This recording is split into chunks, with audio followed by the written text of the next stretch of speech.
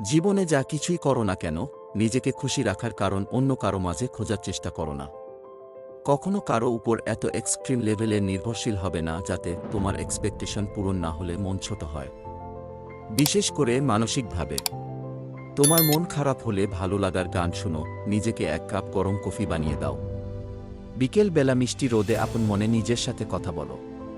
পছন্দের লেখকের বই পড়ো।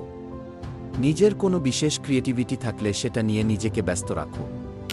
অন্যকে ব্যঙ্গ করে স্ট্যাটাস লেখা, নিজের দুঃখ দুর্বলতা জনসম্মুখে প্রকাশ করা কোনো বুদ্ধিমান মানুষের কাজ নয়। খুব বেশি মন খারাপ হলে রুম অন্ধকার করে চুপচাপ বসে থাকো। যার যার ধর্ম অনুসারে প্রার্থনা করো। পুরনো কোনো স্মৃতি মনে করো। হাসো, কাঁদো, যাই করো নিজের সাথে নিজের এমন একটা সুন্দর সম্পর্ক তৈরি করো যাতে নিজের মন খারাপের দিনগুলোতে একটা হাতের প্রয়োজন না হয়। যদি কোনো কাজে সফল হও নিজেকে ট্রিট দাও। যদি অকৃতকার্য হও তাহলে নিজেই নিজের সাথে অভিমান করো। নিজের সাথে প্রতিজ্ঞাবদ্ধ হও, তবে অন্য কারো চোখে নিজের পারফেকশন খোঁজার চেষ্টা করো না। অন্যের চোখ তোমার ত্রুটিগুলোর মাঝে যখন তোমার গুণগুলো খুঁজে পাবে না, তখন যদি কষ্ট পাও, ঠিক তখনই ভাববে পারলে তুমিই পারবে। রেস্টুরেন্টে একা বসে খাওয়াটাকে নর্মালাইজ করতে হবে। পার্কে নিজের সাথে সময় কাটানোর বিষয়টাকে স্বাভাবিক করে নাও। যদি সম্ভব হয় ফাইন্যান্সিয়ালি নিজেকে প্রতিষ্ঠিত করো, যাতে তীব্র মুড সুইংয়ে নিজেকে একটা চকলেট উপহার দিতে পারো। নিজের জন্মদিনে নিজেকেই নিজে গিফট দাও, অথবা পাড়ার সুবিধা বঞ্চিত শিশুদের নিয়ে জন্মদিনের আনন্দ ভাগাভাগি করো। মাঝে মাঝে নিজেকে নিজেই ফুল উপহার দিবে। ঘরের এক কোনায় ফুল থাকবে, সুন্দর একটা গন্ধ ছড়াবে, মন আপনা আপনি ভালো হয়ে যাবে।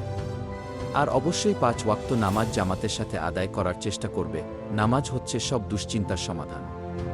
মনে রাখবে, সবাইকে খুশি রাখাও তোমার দায়িত্ব না। দুনিয়ার কারো পক্ষেই সবাইকে খুশি করা সম্ভব না।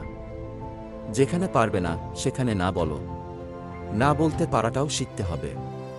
মাঝে মাঝে মনে হতে পারে আমার বাবা মা আমাকে অ্যাপ্রিশিয়েট করে না, আমার বন্ধু আমাকে সময় দেয় না, আমার কাছের প্রিয়জন আমার সাথে ঠিকমতো কথা বলে না, আমার জন্য সময় নেই। এসব উপদ্রবের সৃষ্টি কখনোই করবে না।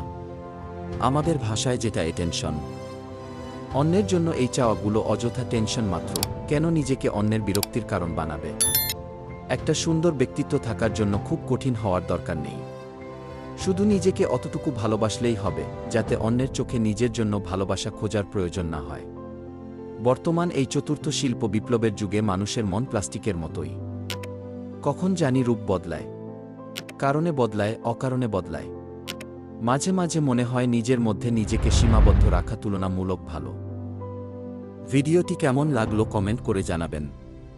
ভালো লাগলে শেয়ার করে অন্যকেও দেখার সুযোগ করে দিন। এমন দারুণ সব ভিডিও পেতে আমাদের পেজটি ফলো করে রাখুন।